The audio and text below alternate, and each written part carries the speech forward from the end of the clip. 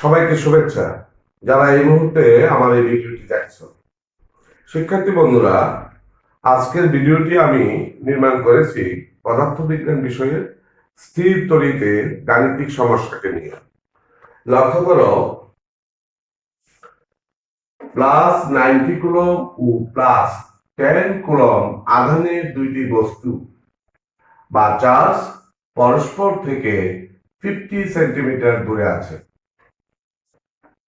এক, ক্রিয়াশীল বলের মান কত? 2, সংযোগ রেখার কোন বিন্দুতে তড়িৎ তীব্রতা 0 হবে?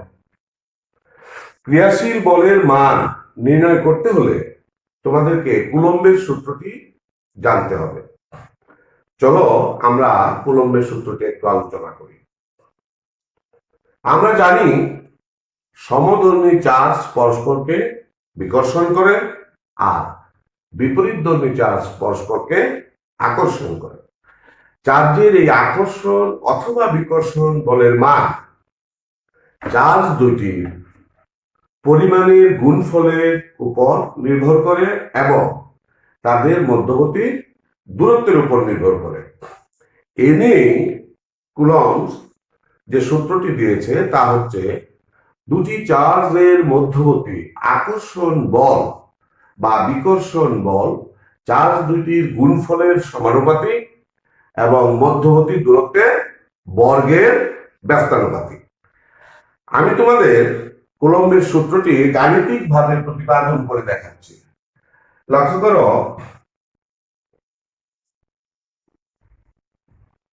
Q1 এবং Q2 দুইটি চার্জ পরস্পর থেকে d দূরত্বে অবস্থিত এবং এই চার্জ দুটি যদি সমধর্মী হয় তাহলে এদের মধ্যে বিকর্ষণ বল কাজ করবে এবং চার্জ দুটি যদি বিপরীতধর্মী হয় তাহলে এদের মধ্যে আকর্ষণ বল কাজ করবে। এই আকর্ষণ অথবা বিকর্ষণ বলের মান যদি F হয় তাহলে কুলম্বস ল অনুযায়ী F equal C into Q1 Q2 by d square. এখানে C হচ্ছে একটি সমানুপাতিক ধ্রুবক। লক্ষ্য করো যে আমাদের উদ্দীপকের মধ্যে এই Q1 এর মান কি হচ্ছে +90 কুলম, Q2 হচ্ছে +10 কুলম, মধ্যবর্তী দূরত্ব d হচ্ছে 50 সেন্টিমিটার সমান 0.5 মিটার এবং এই C যে কনস্ট্যান্ট এর মান আমরা জানি 9 into 10⁹ newton metre square per coulomb square. এবার এই মানগুলো যদি আমরা কুলম্বস সূত্রে যে সমীকরণটি আছে এর মধ্যে বসাই তাহলে 9 ইন্টু 10⁹ ইন্টু Q1 হচ্ছে 90, Q2 হচ্ছে 10 আর D হচ্ছে 0.5 হোল স্কয়ার। আর এককটা হবে, যেহেতু F হচ্ছে একটি বল আর আমরা জানি বলের একক হচ্ছে নিউটন। ক্যালকুলেটরের সাহায্যে যদি আমরা এটাকে সলভ করি বা এটাকে আমরা ক্যালকুলেশন করি তাহলে রেজাল্ট যেটা আসবে সেটা হচ্ছে 3.24 ইন্টু 10⁻13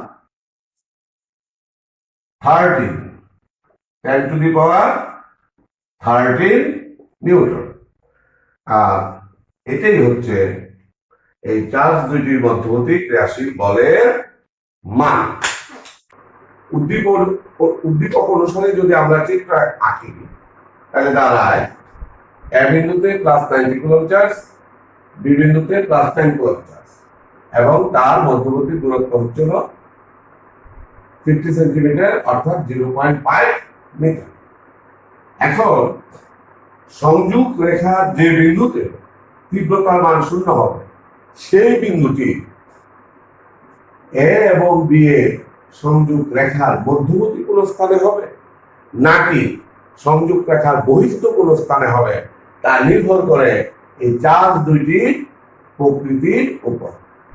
যদি চার্জ দুটি সমধর্মী হয় তাহলে তোমার বিন্দুর অবস্থানটা হবে চার্জ দুটির সংযোগ রেখা মধ্যবর্তী কোন স্থানে। এখানে যেহেতু দুইটা চার্জ পজিটিভ, অতএব যে বিন্দুতে তীব্রতার মান 0 হবে সেই বিন্দুটি হবে এ এবং বি এর সংযোগ রেখা মধ্যবর্তী কোন স্থানে। মনে করি সেই বিন্দুটা হচ্ছিল ডি, যা 90 কুলম্ব চার্জ থেকে 1 মিটার দূরত্বে অবস্থিত। অতএব বিন্দুটি হবে 10 কুলম্ব চার্জ থেকে 0.5 মাইনাস 1 মিটার দূরে অবস্থিত। এবার +90 কুলম্ব চার্জের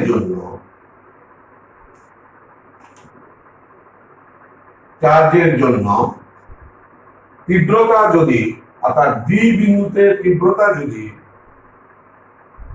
E1 হয় তাহলে E1 equal C into 90 by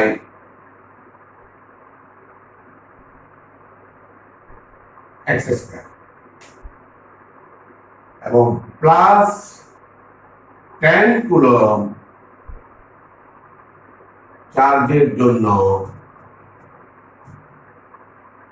তীব্রতা যদি E2 হয় তাহলে E2 equal C into 10 by 0.5 minus x whole square. কিন্তু যেহেতু ডি বিন্দুতে তীব্রতার মান 0 সেহেতু অবশ্যই E1 ইকুয়াল টু E2 হবে, বা C into 90 by x square equal 10 by C into 10 by 0.5 minus x whole square। বা লক্ষ্য করো উভয় পক্ষ থেকে যদি আমরা c কে বাদ করে দেই এবং উভয় পক্ষকে যদি আমরা 10 দ্বারা ভাগ করি তাহলে 9 by x square equal 1 by 0.5 minus x whole square। এবার বা 0.5 minus x whole square by x square equal to 1 by 9। উভয় পক্ষকে যদি আমরা বর্গমূল করি তাহলে 0.5 minus x by x equal 1 by 3 বা বজ্র গুণন করলে x equal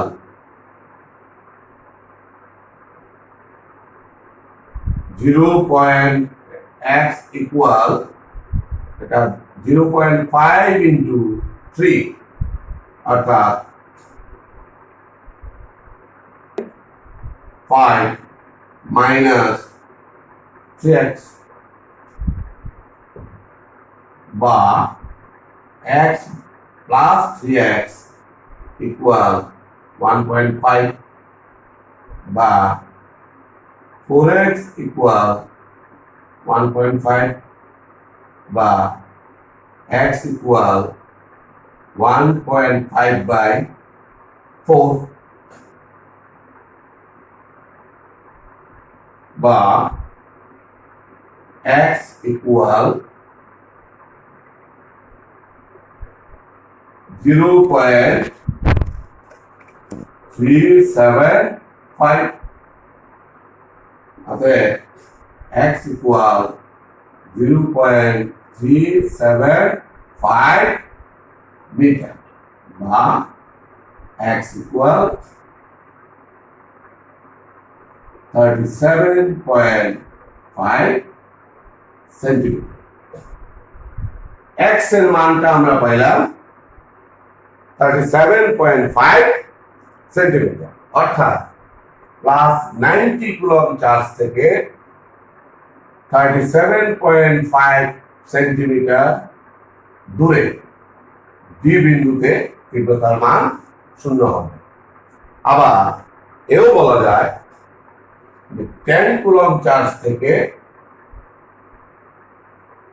যেহেতু আমাদের দূরত্বটা ছিল কত, 50 সেন্টিমিটার, 50 সেন্টিমিটার থেকে যদি আমি 37.5 সেন্টিমিটার মাইনাস করে দিই, তাহলে আসবে 50 মাইনাস 37.5, কত আসে?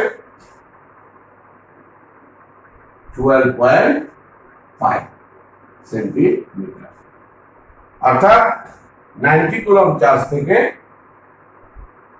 37.5 সেন্টিমিটার এবং প্লাস 10 কুলম্ব চার্জ থেকে 12.5 সেন্টিমিটার দূরে যে বিন্দুটি, সেই বিন্দুটিতে তীব্রতার মান 0 হবে। আশা করি তোমরা সবাই এই গাণিতিক সমস্যাটি বুঝতে পেরেছো। সবাইকে ধন্যবাদ।